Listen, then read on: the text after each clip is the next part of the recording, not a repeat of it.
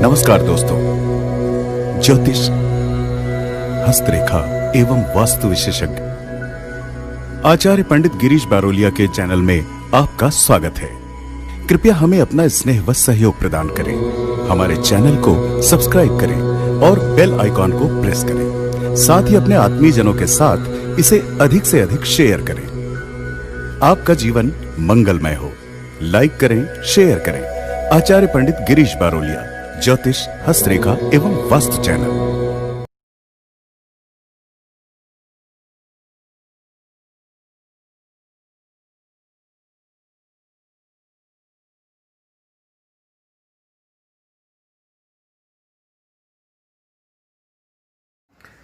राधे राधे। जय श्री कृष्णा। नमस्कार, मैं आचार्य पंडित गिरीश बारोलिया। गायत्री महामंत्र। ओम भूर्भुवः स्वः तत्सवितुर्वरेण्यं भर्गो देवस्य धीमहि धियो यो नः प्रचोदयात्। अखण्डमण्डलाकारं व्याप्तं येन चराचरं तत्पदं दर्शितं येन तस्मै श्रीगुरवे नमः। तस्मै श्रीगुरवे नमः। मित्रों, गायत्री साधना प्रश्नोत्तरी की इस कड़ी में आज जो प्रश्न आया है, यह है प्रशांत वाजपेयी जी। ये रहने वाले ग्राम सबलपुर, खास तहसील पूरनपुर, डिस्ट्रिक्ट पीलीभीत, उत्तर प्रदेश से। इनका प्रश्न है, गुरुदेव से जुड़ गए हैं, इसकी कोई प्रत्यक्ष या अप्रत्यक्ष अनुभूति नहीं होती, तो मन में संशय हो रहा है कि पता नहीं गुरुदेव ने हमें अपनाया कि नहीं। इस विषय पर आप वीडियो बना करके मेरी शंका का समाधान करें और भी लोगों की शंका का समाधान हो सके। प्रशांत वाजपेयी जी। मित्रों, मैंने एक कहानी सुनी है। मुल्ला नसरुद्दीन सा जिंदगी अपने अल्लाह का भजन करता रहा और सबको अल्लाह का पाठ पढ़ाता रहा। जब अंत समय आया, मरण शेष पर लेटा हुआ था, लोग उसे देखने के लिए आए। काफ़ी ख्याति थी उसकी, काफ़ी लोग एकत्रित थे। तो वो शैतान का नाम लेने लगा। तो लोगों को बड़ा आश्चर्य हुआ। उन्होंने उसे समझाया कि मुल्ला ये क्या कर रहे हो। तो उसने बोला कि ये अब जो है विचार करने का समय नहीं है। अब अंत समय आ गया है, दोनों को राजी कर लेना चाहिए। पता नहीं मनुष्य को किसने बनाया, अल्लाह ने बनाया कि शैतान ने बनाया, तो दोनों को राजी कर लेना जरूरी है। मित्रों, यही सब हमारी और आपकी कहानी है। हम ईश्वर के निकट आते हैं, लेकिन प्यास हमारी नहीं रहती है, हमारी साधना नहीं रहती है। जब हम साधना हमारी है ही नहीं, हमारे अंदर प्यास है ही नहीं, तो किसी भी चीज की आप अनुभूति कैसे कर सकते हैं। आपको प्यास नहीं लगी है और आप एक सरोवर के पास जाकर के बैठे हुए, आपको पानी में कोई रस दिखाई नहीं देगा। उसका आनंद सिर्फ जो प्यासा है उससे पूछो। जो व्यक्ति प्यासा है, उसके कंठ में जब पानी जाता तो उसे बताना नहीं पड़ता कि पानी की अनुभूति कैसी हो रही है, उसे स्वयं पता चल जाता है। लेकिन हमें प्यास ही नहीं लगी है। 100 लोगों में से 99 लोग जो है वो साधक स्तर के नहीं होते हैं। उनके अंदर साधना की कोई गुण मौजूद नहीं रहते हैं। वो या तो लोभवश किसी न किसी को अपना गुरु बना लेते हैं, या कोई मंत्र को ले लेते हैं। इसे इस प्रकार से समझें कि किसी व्यक्ति ने यदि किसी को देखा और उससे के बारे में जब उन्हें पता चला कि भाई ये व्यक्ति पहले तो इस प्रकार का था, लेकिन इसमें इतना बदलाव कैसे आया, ये खुशहाली इसके जीवन में कैसे आ गई, तो उसने बताया गायत्री मंत्र का जाप करता हूँ। आचार्य पंडित श्री राम शर्मा से मैंने दीक्षा ली है। हमारे अंदर एक लालसा जाग गई, हमारे अंदर एक लोभ पैदा हो गया। प्यास तो है नहीं, लेकिन एक लोभ पैदा हो गया कि इस व्यक्ति को जो मिला है हमें भी मिल जाए। अब आपको कैसे मिलेगा? उस व्यक्ति के अंदर कितनी प्यास थी, उस व्यक्ति को कितनी देर के बाद अनुभूति हुई, वो कितनी गहराई तक गया, आपने जानने का प्रयास किया? एक दिन पहले दीक्षा ली, दूसरे दिन बाद आप बोल रहे हैं कि हमें गुरुदेव की अनुभूति नहीं हो रही। कैसे संभव हो सकता है? आपके अंदर प्यास ही नहीं है तो आपको अनुभूति कैसे हो सकती है? जिस व्यक्ति के अंदर प्यास होती है वो व्यक्ति मरुस्थल में भी पानी खोज लेता है। एक कमरे में यदि अंधकार है और अचानक आप लाइट जला दें तो कोई प्रमाण देने की आवश्यकता नहीं है कि यहाँ पर अंधेरा था, अब प्रकाश का क्या प्रमाण है? प्रकाश अपने आप में प्रमाण है। किसी व्यक्ति की दोनों आंखें नहीं है और उसको अचानक आंखें मिल जाएं तो उसको कोई प्रमाण देने की आवश्यकता नहीं। आप जा करके उसको बताएंगे कि ये झाड़ है, ये कार है, ये फलानी चीज़ है, उसको बताने की जरूरत नहीं है। उसे किसी भी प्रकार के प्रमाण देने की आवश्यकता नहीं पड़ती, क्योंकि वो अनुभव कर रहा है। आपका सिर दर्द होता है, आपके पूरे शरीर को अनुभव होता है, और जब सिर दर्द ठीक हो जाता है तो आपके शरीर को अनुभव होता है। बताने की आवश्यकता नहीं होती। आपको प्यास लगी ही नहीं तो आप पानी का अर्थ कैसे समझेंगे? पानी का मूल्य कैसे समझेंगे? जिस दिन आप उपवास रखते हैं उस दिन आपको मार्केट में इतनी सारी होटलें दिखाई देंगी, आपने कभी जीवन में सोचा नहीं था कि इस मार्केट में, इस शहर में, इन गलियों में मैं इतनी बार आया लेकिन मुझे तो कभी इस दुकानें दिखी नहीं। यहाँ पर समोसा की दुकान है, यहाँ गुपचुप की दुकान है, यहाँ जलेबी की दुकान है, यहाँ मिठाई की दुकान है, आपको सिर्फ सुगंध ही सुगंध आएगी। लेकिन यदि आपका पेट भरा हो तो फिर आपको एक भी दुकान दिखाई नहीं पड़ेगी।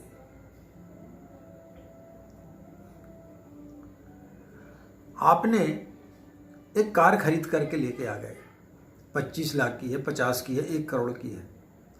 आपने लोगों से सुना कि ये वाली कार बहुत अच्छी होती है, इसमें बहुत अच्छे फीचर्स हैं, लेकिन आपको कार चलाना ही नहीं आता है तो आप उसका अनुभव कैसे करेंगे? जब तक आप कार चलाना नहीं सीखेंगे तब तक आप उसका अनुभव कैसे कर सकते हैं? बुद्ध घर से जब निकले, राजा के लड़के थे, क्या एक दिन में उनको गुरु का अनुभव हो गया? एक दिन में उनको आत्मज्ञान हो गया? बरसों भटके, बरसों पीड़ा सहन की, लोगों की आलोचनाओं का शिकार बने, लोगों की गालियां भी खाने को मिली, लेकिन उसके बाद उन्हें आत्मज्ञान हुआ, सदगुरु का उन्हें एहसास हुआ। कब हुआ? जब उन्होंने इतनी अशांति झेली। आपने झेली क्या? कल दीक्षा ली, आज गुरु का अनुभव नहीं हो रहा, कैसे हो सकता है? आप साधना की गहराई में उतरे ही नहीं हैं, आप किनारे पर खड़े हुए हैं। आपने दूसरों को देख करके दीक्षा ले ली कि दूसरे को लाभ हुआ तो हमें भी लाभ होगा, उस उत्सुकता बस आपने ले ली, और आप चाह रहे हैं कि हमको भी लाभ हो जाए, हमको भी जो है पूज्य गुरुदेव का एहसास होने लगे। कैसे एहसास होगा?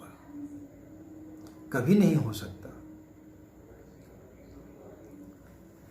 पूज्य गुरुदेव का एहसास कब होता है? जब आपके अंदर प्यास हो, आपके अंदर भूख हो, आपको भूख नहीं लगी, आपके सामने 56 प्रकार के व्यंजन रख दिए जाए, आपको वो कोई मायने नहीं रखते। लेकिन यदि आपको भूख लगी है तो रूखा सूखा भोजन भी आपके लिए जो है स्वादिष्ट लगता है, आपको उसका एहसास होता है। लेकिन जिसको भूख ही नहीं है उसको कैसे एहसास होगा? तो 100 में से 99% लोग जो है, 99 लोग जो हैं वो या तो लोभवश या भयवश किसी न किसी चीज से जुड़ते हैं, किसी न किसी गुरु से जुड़ते हैं और चाहते हैं कि जुड़ते ही साथ हमें वो सारी चीजें प्राप्त हो जाएं। अभी हम दीक्षा दिलाने के कार्यक्रम कर रहे हैं, बहुत सारे एक से एक अजीब हमें अनुभव हो रहे हैं। एक व्यक्ति जिसने दीक्षा ली है वो हमें लिखता है, व्हाट्सएप पर मैसेज डालता है, गुरुदेव कुछ इस प्रकार के बीज मंत्र बताइए ताकि मुझे कुछ सिद्धियां प्राप्त हो जाए, मैं दूसरा कोई भला कर सकूं, दूसरों का भी कल्याण कर सकूं। अभी आप साधना में उतरे नहीं, अभी आप उस मंत्र के बारे में परिचित भी नहीं हुए और आप जो है स्वयं का भला नहीं कर पा रहे हैं, दूसरों के भला करने की सोचने लगे।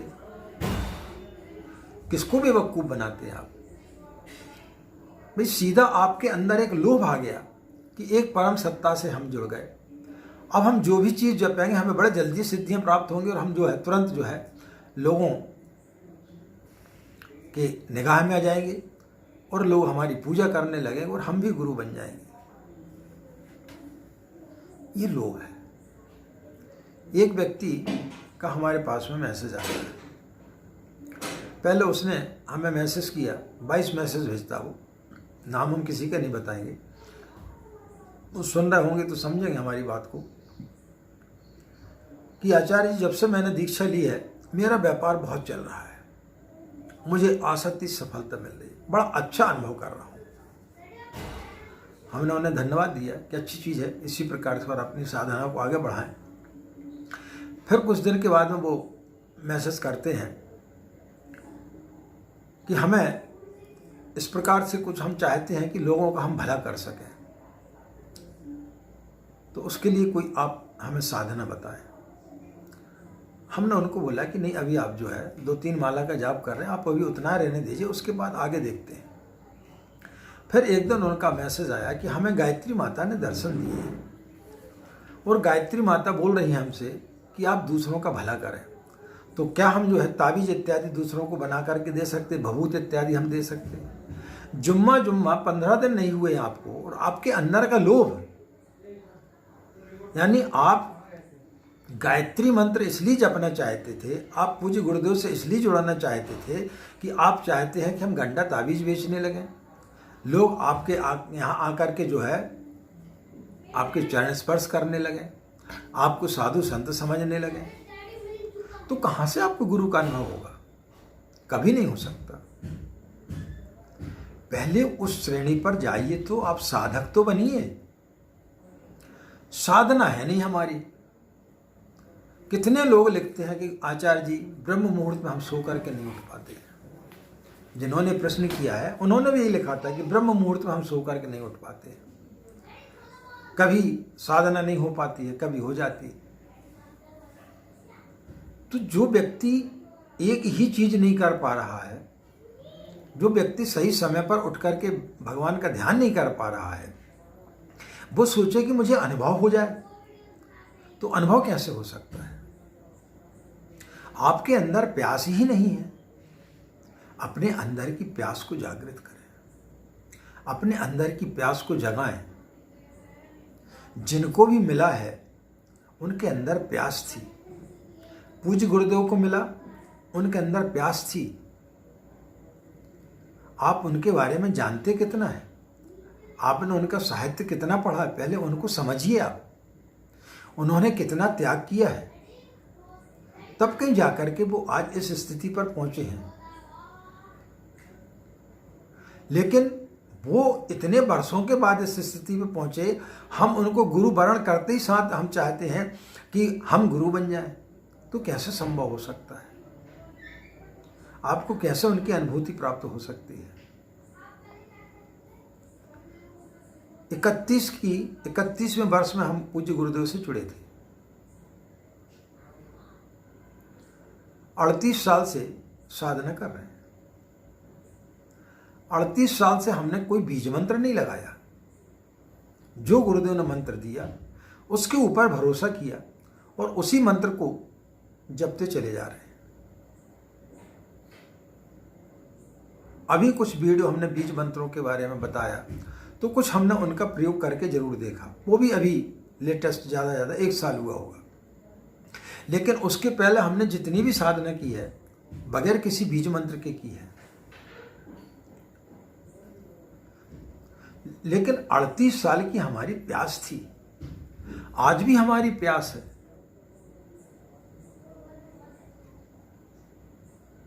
और वो प्यास हमें अनुभूति देती है, क्योंकि हमारे अंदर प्यास है तो हमें गुरु का अनुभव होता है।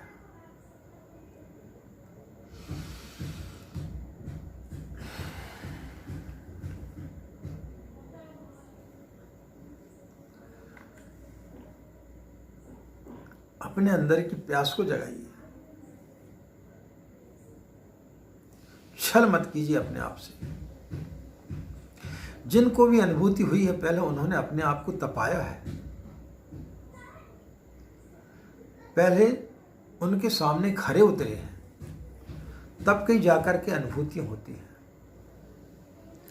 लोगों ने दीक्षा ली या जो गायत्री का जाप करते हैं वो दिन में इतने मैसेज भेजते हैं कि हम पागल हो जाते हैं, समझ में नहीं आता कि क्या करें।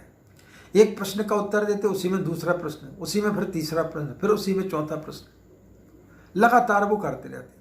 और यदि उनको जवाब ना दो तो इतने जल्दी मतलब मैसेज करेंगे, please reply, please reply, please reply, मतलब उसी के लिए बैठे हुए हैं। चलिए, हमने आपका रिप्लाई कर दिया, लेकिन आपने हमें दिया क्या? जब आपको गुरु दीक्षा दिलाई उस समय हमने आपसे क्या संकल्प लेवाया था कि आप हमारे जितने भी गायत्री से संबंधित वीडियो हैं आप उन्हें ज़्यादा से ज़्यादा अपने इष्ट मित्रों को शेयर करेंगे। किसी का भी मैसेज नहीं आता है कि आचार्य जी हमने इतने लोगों का शेयर किया। एक बच्ची जरूर है जो ब्यूटी पार्लर वगैरह चलाती, नाम हमें याद नहीं आ रहा और नाम हम लेना भी नहीं चाहते, वो जरूर बीच बीच में मैसेज भेजती कि आचार्य जी आज मैंने 600 लोगों को मैसेज कर आपका जो है वीडियो ट्रांसफ़र किया है, आज मैंने इतना शेयर किया है। लेकिन किसी भी व्यक्ति ने आज तक हमें नहीं बताया। इसके बाद हमने उनको बोला कि भाई आप कमेंट्स बॉक्स में जाकर के ज़रूर लिखें कि आपको हमारे प्रोग्राम कैसे लगते हैं, हमारा चैनल कैसा लगता है, और आपने जो गुरु दीक्षा ली आपको क्या अनुभूति हुई। लेकिन कृपणता की हद है, आपके पास समय नहीं, आप उसमें खरे नहीं उतरते हैं और हमसे आशा करते हैं कि रात के 2-2 बजे तक हम आपके प्रश्नों के उत्तर देते रहें और फिर बोलते हैं कि हमें अनुभूति नहीं हो रही। कैसे अनुभूति होगी आपको? आप गुरु के लिए कर क्या रहे हैं? गुरु वर्ण तो कर लिया, लेकिन आप सिर्फ मांग रहे हैं, आप सिर्फ चाह रहे हैं कि हम लखपति बन जाएं, हम अरबपति बन जाएं, हमारा ये काम हो जाए, हमारा वो काम हो जाए। कितने लोग मैसेज भेजते, गुरुजी 3 माला जपने से क्या हमारा ये काम हो जाएगा, 11 माला जपने से ये काम हो जाएगा क्या? पहले रनाते हैं कि नहीं, पहले आप बताइए ऐसा करने से ऐसा हो जाएगा क्या? तो किसी चीज़ की चाह को लेकर यदि आप बैठे हैं तो वो कभी पूरी नहीं होती है। जिस दिन आपके अंदर प्यास जग जाएगी उस दिन गुरु की आपको अनुभूति हो जाएगी। जब तक आपके अंदर प्यास नहीं जगेगी तब तक आपको अनुभूति नहीं हो सकती। आपको प्यास लगी ही नहीं है और आप पानी पी भी लेंगे तो आपको उल्टी हो जाएगी। आपको भूख लगी नहीं और आप खाना खाएंगे तो आपका पेट खराब हो जाएगा। आपकी साधना ही नहीं है, आपने साधना ही नहीं की है। आप 1 मिनट तो जो है साधना के लिए बैठ नहीं सकते हैं और फिर चाहते कि हमें एहसास हो। कैसे एहसास हो सकता है? पहले अपने स्तर को बढ़ाएं, एकदम से आगे बढ़ने की कोशिश ना करें। कि ये बीज मंत्र लगा दें, वो बीज मंत्र लगा दें, किसी को भभूत दे दें। आज गायत्री माता हमको दर्शन दे दी। क्या गायत्री माता और गुरुजी को इतने सस्ते समझ रहे हैं आप कि उनको और कोई काम नहीं सिवाय आपके सपने में आने के? हम एक बार शांति कुंज गए हुए थे, पूज्य गुरुदेव माता जी बैठे हुए थे, हमारे साथ में एक बहन जी थी। वो भी इसी प्रकार से हमेशा बात करते रहते, आज मुझे गुरुजी देखे, आज मुझे गायत्री माता देखे। तो उन्होंने जैसे बोला कि गुरुजी आप आज मेरे सपने में आए थे, तो गुरुजी ने उसको डांटा कि दुनिया को बेवकूफ़ बनाती है, मेरे को भी बेवकूफ़ बनाने आ गई। गुरुजी माता जी को और कोई काम नहीं सिवाय तेरे सपने में आने के। बहुत काम है, गायत्री माता कोई काम नहीं सिवाय तेरे सपने में आने के अलावा। तो ये सब हम जो है अपने आप को मतलब भ्रमित कर रहे हैं। अपनी साधना के स्तर को उठाएं मित्रों।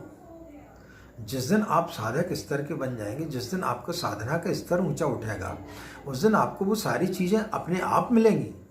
आपको किसी से मांगने की आवश्यकता नहीं पड़ेगी, आपको वो सारी चीज़ें अपने आप मिलेंगी। लेकिन चाह है कि गुरुदेव का एहसास हो, लेकिन ना तो प्यास है ना भूख है, सिर्फ लोभ है और भय है। तो लोभ और भय के कारण जो है कभी भी आपको ईश्वर की अनुभूति नहीं हो सकती है।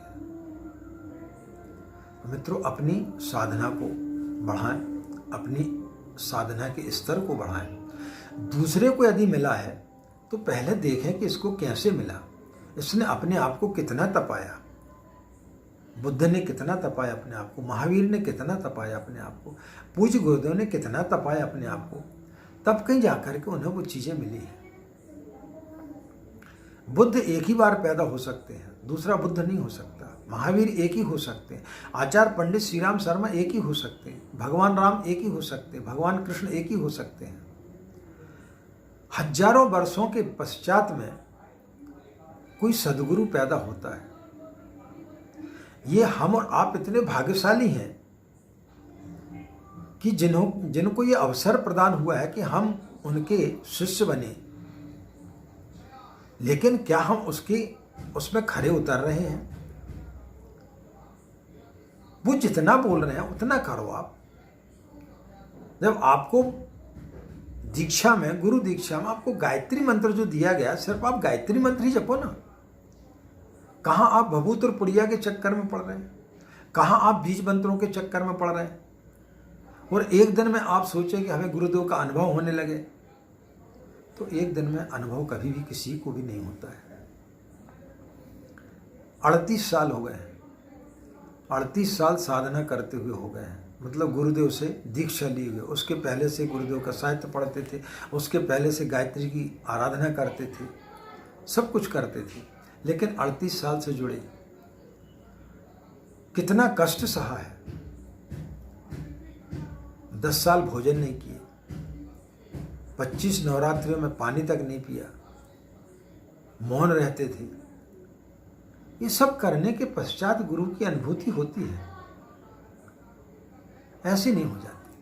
पहले अपने आप को तपाना पड़ता है। बगैर तपाए आप सोचेंगे कि ईश्वर की अनुभूति हो जाएगी, कभी नहीं हो सकती। आशा मित्रों आपको हमारी बात समझ में आई होगी। कुछ कड़वी, कुछ सत्य, कुछ मीठी बातें हमने आपको बताई। अपने आप को पहले पहचानें, भावनाओं में एकदम ना बहें, अपने साधना के स्तर को उठाएं। गंडा ताबीज बेचने की कोशिश ना करें, अन्यथा परेशानी में पड़ेंगे। इन्हीं कामनाओं के साथ में कि आपका दिन मंगलमय हो, आप लोग खुश रहें, मस्त रहें। माँ गायत्री का असीम कृपा इसी प्रकार आप लोगों पर बनी रहे। हमें आज्ञा दें। नमस्कार। ओम शांति।